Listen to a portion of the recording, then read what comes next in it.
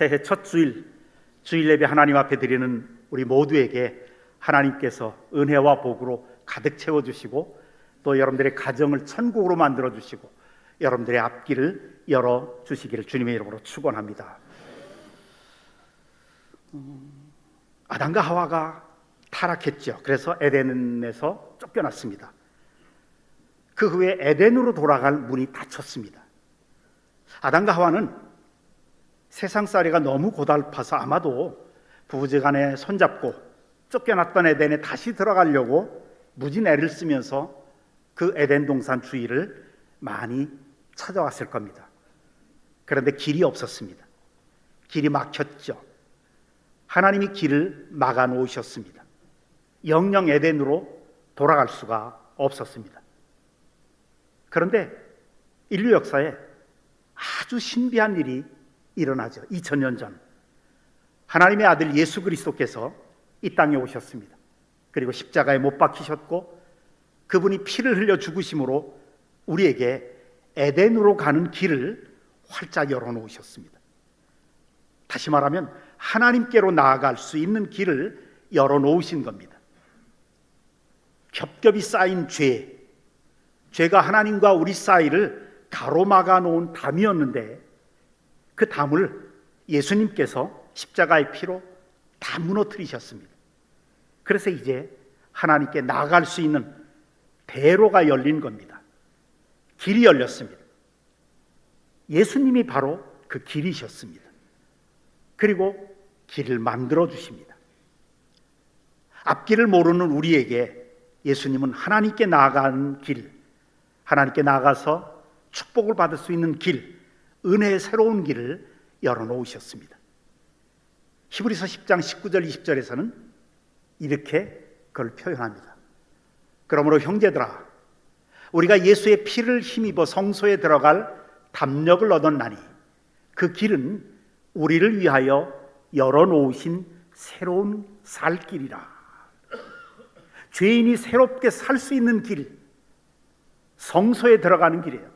하나님께 나아가서 용서받고 은혜받고 영생을 얻을 수 있고 축복을 받을 수 있는 새로운 길, 예수의 피를 힘입어서 얻은 그 길입니다.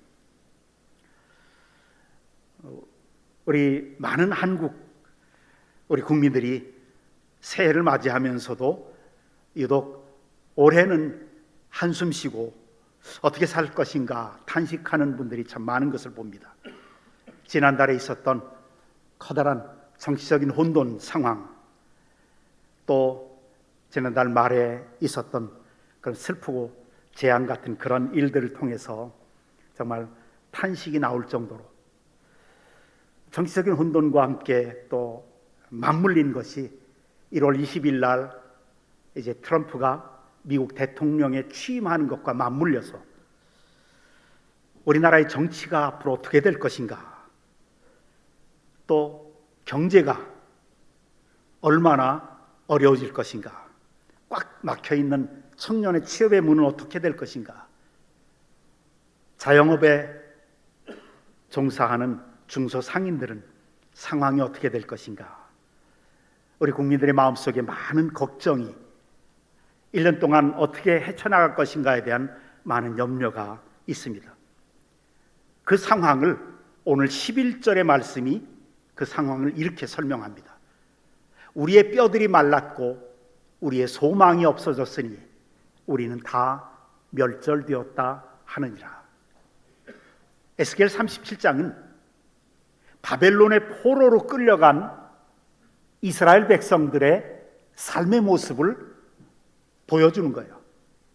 그 포로 중에서 에스겔이라고 하는 선지자를 성령께서 강하게 그 영혼을 이끌고 예루살렘으로 데리고 옵니다. 그리고 예루살렘에 있는 이스라엘 백성들의 삶의 모습, 하나님 앞에서 수북히 쌓여있는 말라 빠진 뼈들의 모습으로 보여주십니다. 에스겔아 보느냐? 예, 에스골 골짜기에 있는 마른 뼈들을 봅니다. 이것이 너희의 모습이다. 하나님 앞에 배반하고 하나님을 멀리 떠나고 우상을 숭배했고 그렇게 살아왔던, 그래서 바벨론으로 포로로 끌려갈 수밖에 없었던 이스라엘의 영적인 상황이다. 그런데 에스겔아, 이 뼈들이 능히 다시 살아날 수 있겠느냐? 지금 37장 1절부터 쭉 설명하고 있는 겁니다. 에스겔이 도저히 모르겠어요. 저 말라 빠진 뼈들이 다시 살아날 수 있을까? 그러니까 에스겔은 이렇게 답변합니다. 주여, 주께서 아시나이다. 전 잘 모르겠습니다.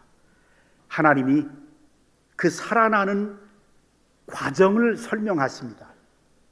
네가 하나님의 말씀을 대언할 때 내가 생기를 이 뼈들 속에 집어넣을 텐데, 대언하는 말씀과 내가 내 영을 생기 속에 불어넣을 텐데, 그것이 만나면 이 뼈들이 살아나서 하나님의 군대가 될 것이다.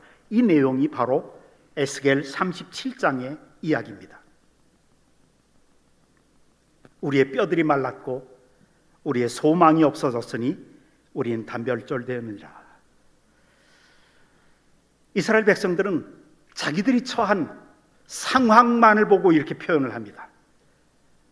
우리의 뼈들이 말랐습니다. 기쁨이 없다는 얘기죠. 인생에 살 기쁨이 없으면 재미가 없는 거예요. 이제 앞으로 소망이 없는 거예요. 자신들이 처한 상황만 보면 소망이 없는 겁니다. 그런데 하나님이 너희들의 상황을 보지 말고 내가 하는 말을 보아라. 나를 바라보라. 여러분, 이 상황을 보면 우리에게 희망이 없습니다. 그러나 하나님을 바라보면 우리의 희망은 오직 하나님에게만 있습니다. 그것이 12절과 14절의 말씀입니다. 주 여호와께서 이같이 말씀하시기를, 내 백성들아, 내가 너희 무덤을 열고 너희로 거기에서 나오게 하고 내가 또 내 영을 너희 속에 두어 너희가 살아나게 하리라. 상황을 바라보고 일어난 일들을 보면 도저히 절망밖에 없는데, 낙심할 수밖에 없는데, 하나님을 바라보니까 내 백성들아, 하나님이 예언하시는 거예요. 약속하시는 거예요. 내가 너희 무덤을 열고 마른 뼈로 되어 있는 너희들의 모습, 너희 무덤을 열고 너희로 거기에서 나오게 하고 내가 내 영을, 성령을 주어서 너희 속에 두어서 너희가 살아나게 할 것이다.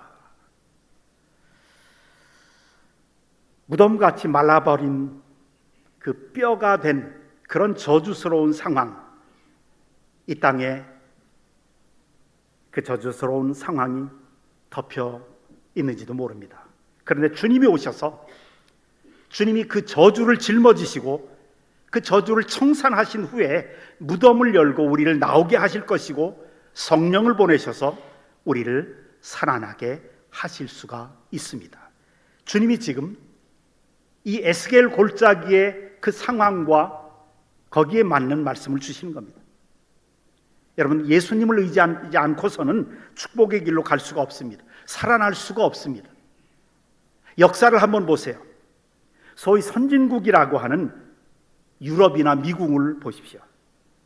우리와 다른 게 무엇입니까? 아무것도 없어요. 다른 게 아무것도 없어요. 단지 하나, 우리보다 먼저 그들이 예수 믿고 길을 찾고 축복의 길을 걸었던 것, 그러기에 그들이 복을 받아서 선진국으로 제일 먼저 발전한 것이죠. 우리와 북한을 한번 보세요. 똑같은 민족인데 우리는 예수 그리스도를 믿을 수 있는 자유의 땅 위에 살고 있어요. 그래서 이 땅에 교회만 6만 개 이상이 됩니다. 800만의 그리스도인들이 이 땅에 살고 있고, 물론 그들 가운데는 문제도 많이 있지만 그러나 신실한 그리스도인들이, 수백만 명의 신실한 그리스도인들이 나라와 민족을 위해서 기도하고 자신과 한국 교회와 가정을 위해서 기도하고 있습니다. 이 800만의 그리스도인들이 있기에 그 가운데 축복의 길이 열려 있기 때문에 북한과 다른 겁니다. 북한은 지금 예수 그리스도를 믿는 자유가 없기 때문에 길이 막혀 있는 겁니다. 북한에도 예수 그리스도의 복음이 전파되고 교회가 서고 하나님이 그곳에 나타내시면 길이 열리게 되고 축복의 길을 걸어가게 될 것입니다. 그것을 갈라디아서 3장 13, 14절에서는 이렇게 표현합니다. 그리스도께서 우리를 위하여 저주를 받은 바 되사 율법의 저주에서 우리를 속량하셨으니 이는 그리스도 예수 안에서 아브라함의 복이 이방인에게 미치게 하려 함이라. 그리스도께서, 주님이 아담의 범죄로 인해서 쏟아지는 그 저주를 다 짊어지셨어요. 그리고 십자가에 높이 매달려서 피 흘려 죽으심으로 저주는 주님이 다 받아서 청산해 버리셨습니다. 그리고 아브라함의 복을 그리스도 안에서 허락하셨다. 그래서 아브라함의 복을 받기 위해서 예수님 앞에 나가야 됩니다. 예수 그리스도를 믿어야 합니다. 예수님을 순종하고 섬겨야 합니다. 여러분, 그리스도 없이 인간이 하는 모든 일은 잘 되는 것 같지만 아닙니다. 성공하는 것 같지만 반드시 실패합니다. 지금 우리가 살고 있는 이곳, 이 지구상의 서구 세계를 보세요. 지금의 유럽을 보십시오. 먼저 복음을 받아들이고 하나님을 믿었기에 축복을 받아서 그렇게 발전했던 그 서구 세계 유럽의 각국이 지금 점점 주님과 멀어집니다.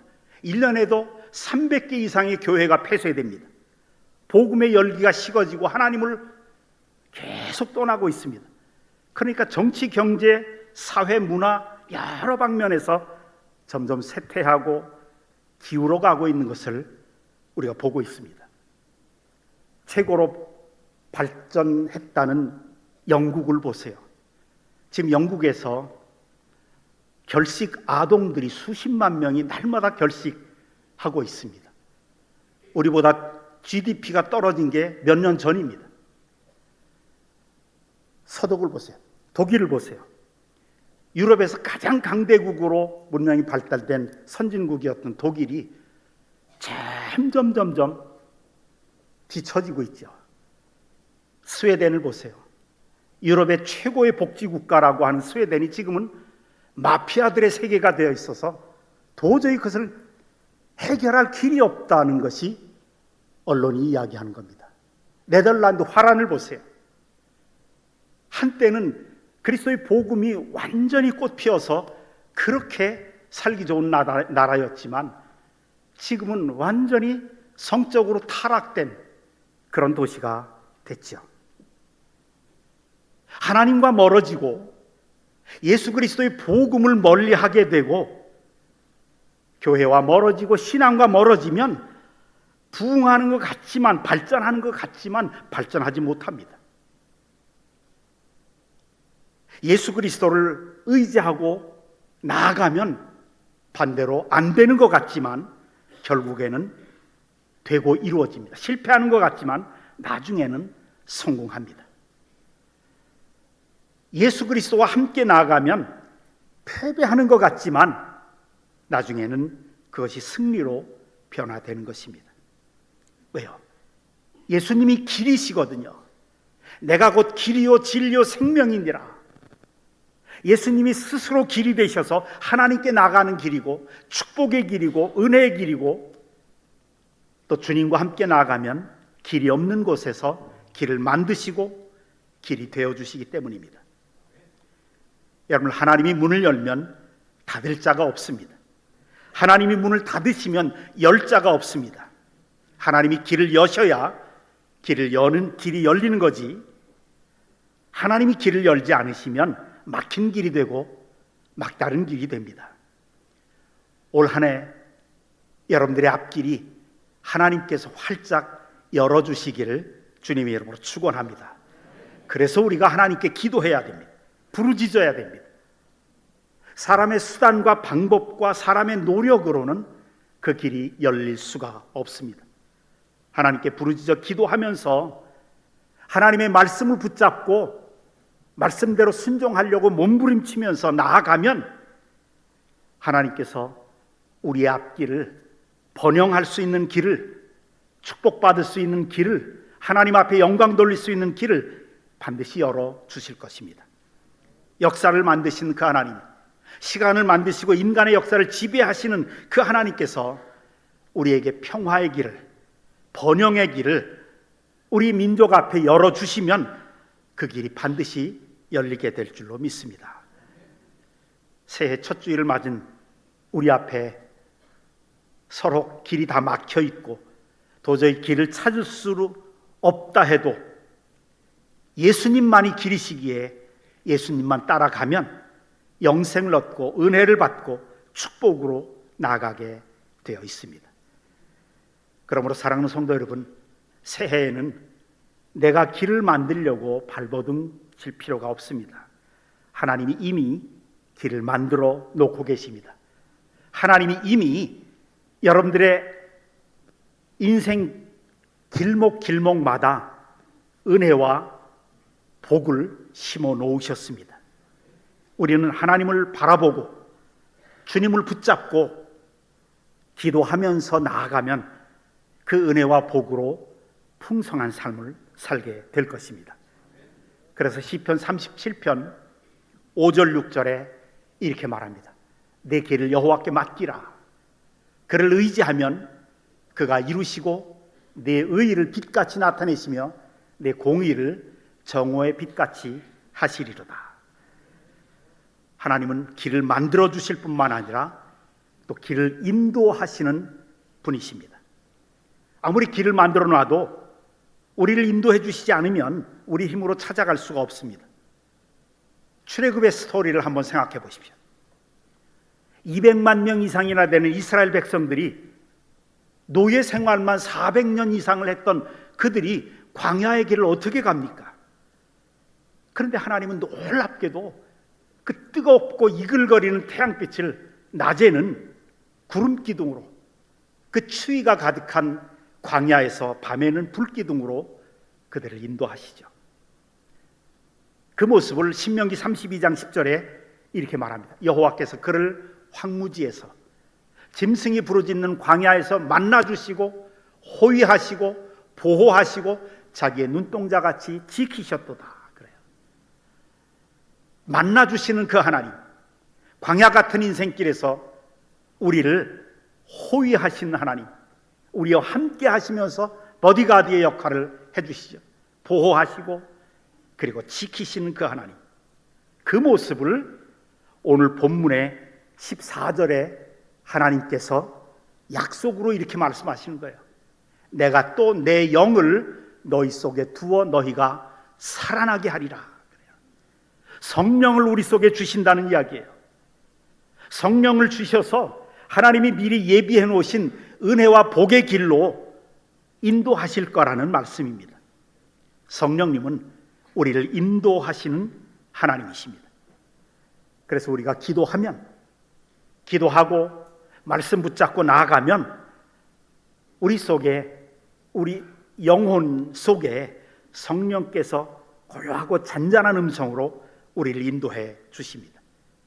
성령님을 인정하고 환영하고 모셔드리고 의지하면서 성령님께 항상 길을 인도해 달라고 기도하면서 나아가면 반드시 성령님께서 갈 길을 보여주시고 인도해 주실 것입니다. 성령님이 우리 속에 오셔서 항상 대부분은 말씀을 통해서 우리를 인도하십니다. 우리가 읽는 성경 통독을 통해서, 아니면 예배 속에서 선포되는 말씀을 통해서 우리를 인도하시지만, 또 하나님께서 우리를 인도하시는 아주 중요한 방법은 사람을 통해서, 아니면 환경을 통해서 성령께서 인도하실 때가 참 많이 있습니다. 그래서 하나님께 인도해 달라고 간절히 기도하면 하나님이 종종 사람을 만나게 하십니다. 사람을 보내서 우리를 인도하십니다. 그렇기 때문에 여러분, 하나님이 나를 인도하실 수 있는 사람을 보내셨는지 안 보내셨는지를 한번 찾아보는 것이 필요합니다. 또 성령님이 우리를 인도하시는 아주 중요한 방법은 성령의 감동하심입니다. 마음속의 감동을 통해서, 혹은 마음속의 소원을 통해서 우리를 인도하실 때가 종종 있습니다. 근데 많은 그리스도인들이 성령님이 감동하시는데 이걸 무시해요. 그러니까 성령님의 감동하심이 점점 줄어들어요. 그리고 더 이상 감동을 못 하십니다. 그것을 로마서 8장에는 성령이 탄식하신다 그렇게 말합니다. 성령님이 탄식하시도록 살아가는 그리스도인들이 많이 있다고 그러는 거예요. 성령님이 우리 속에 감동을 주시고 소원을 주시고 뜨겁게 해서 인도하신다는 거예요. 영국이 낳은 청교도의 신앙 지도자였던 존 버년 목사님이 계십니다. 철로역정이라고 하는 그 유명한 책을 썼던 청교도의 지도자셨죠. 그 영국의 청교도들이 미국에 와서 미국을 건설했잖아요. 그 당시에 성공회가 그 나라의 국교였을 때 이 존 버년 목사님 청교도들이 길거리에서 계속 전도하고 예수 그리스도의 십자가 부활의 복음을 증거하는데 이 왕이 마음에 들지를 않아요. 그래서 존 버년 목사님을 감옥에 쳐넣습니다. 감옥에서 오랫동안 고생하고 있는데 간수장이 이 존 버년 목사님을 깊이 존경하고 사랑하는 간수장이 이제 거기 간수장이 됐습니다. 하루는 목사님을 찾아와서 옥문을 열어주면서 이야기합니다. 목사님, 집에 가셔서 목욕도 좀 하시고 옷도 갈아입으시고 가족도 만나보시고 오십시오. 제가 그냥 눈 감아 드리겠습니다. 그래서 존 버년 목사님은 고맙다고 인사하고 감옥문을 나와서 집으로 가는데 마음속에서 자꾸 성령께서 돌아가라 집으로 가지 말고 감옥으로 돌아가라는 그런 감동을 계속 주세요. 마음에 평안이 없는 거예요. 여러분, 성령의 인도하심이 아니면 마음에 평안이 없습니다. 그래서 이 존 버년 목사님이 성령의 감동을 듣고 다시 돌아왔어요. 간수가 물어봅니다. 아니 목사님 왜 그냥 돌아오셨습니까? 당신 말대로 내가 집으로 가고 있는데 성령께서 내 마음속에 평안을 안 주십니다. 다시 돌아가야 된다는 생각이 자꾸 들어서 돌아왔습니다. 오늘은 내가 안 나가겠습니다. 그리고 다시 감옥으로 돌아가서 철문을 척하덕 잠그는 순간에 이 간수장의 사무실에서 임금님의 행차라는 프로토콜이 막 들립니다. 왕이 시차를 나왔다는 거예요.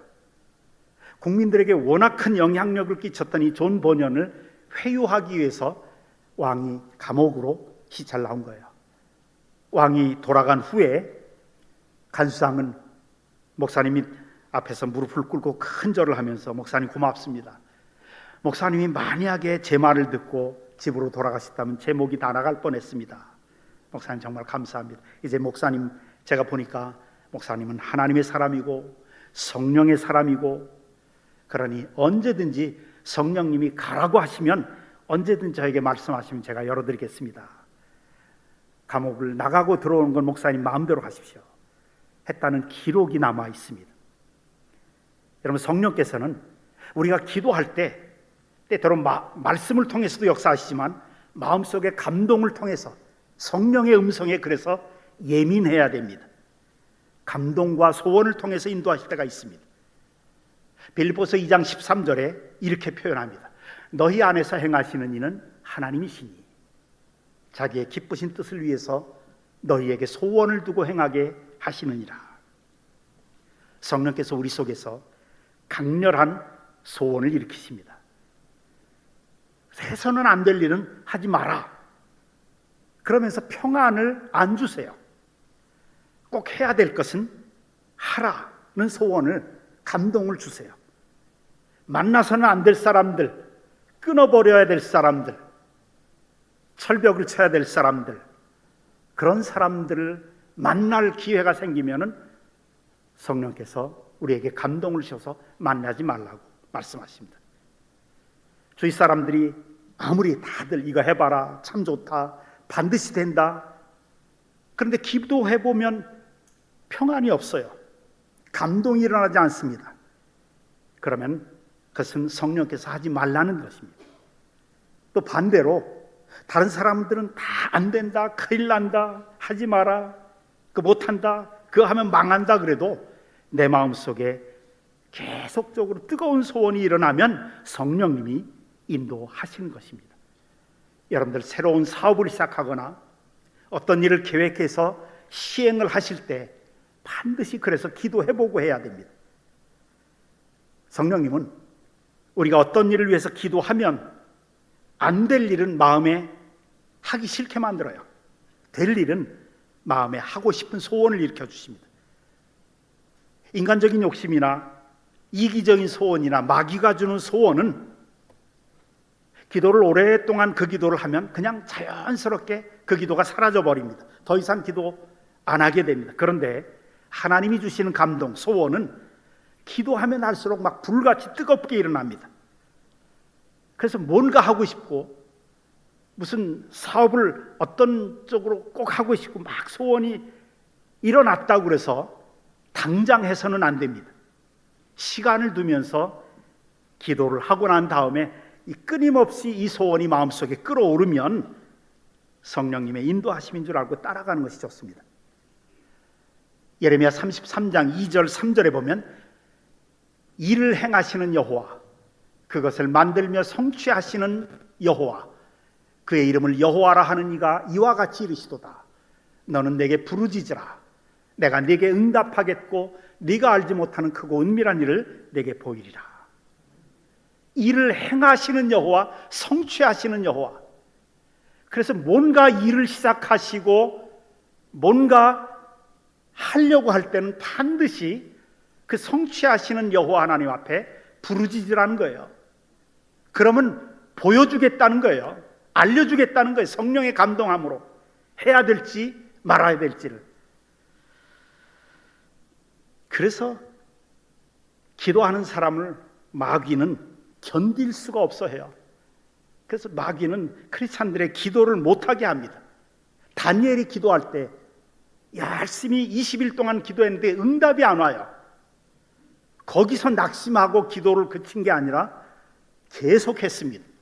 그랬더니 21일째 천사가 마귀의 진을 깨트리고 응답을 가져왔죠. 마귀는 기도를 어떻게 해서든지 막으려고 하기 때문에 기도를 혼란스럽게 합니다. 집중하지 못하게 만듭니다. 기도를 방해하죠.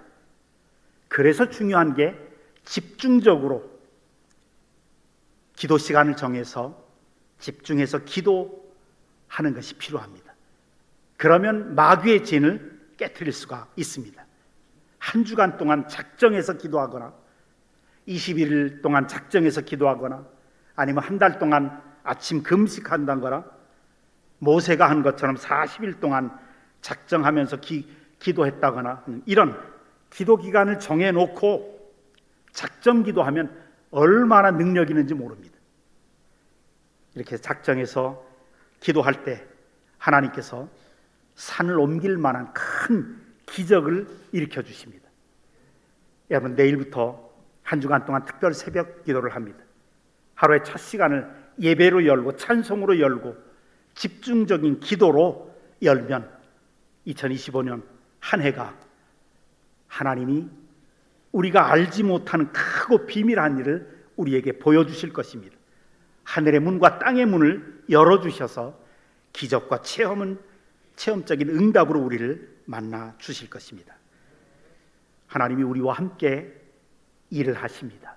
2025년 한 해 동안 하나님께서 우리와 함께 가정을 돌보시고 하나님께서 우리와 함께 사업을 하시고 우리와 함께 봉사하게 하시고 성령님께서 우리와 함께 나라를 위해 기도하게 하시고 그래서 성령님과 함께 나아가면 하나님은 죽은 자를 살리시고 없는 것을 있게 하시는 기적을 베풀어 주실 것입니다. 여러분, 올해도 시련은 있을 것입니다. 어려움과 고난도 있을 것입니다. 그러나 길은 반드시 열려지고 하나님은 그 일을 성취시켜 주실 것입니다. 왜냐하면 하나님이 우리와 함께 계시기 때문에, 왜냐하면 성령님이 우리 속에 계시기 때문에, 성령님이 길을 열어주시고 인도하실 것이기 때문입니다. 이런 은혜가 2025년 한 해 동안 넘치시기를 주님의 이름으로 축원합니다. 기도합시다. 사랑의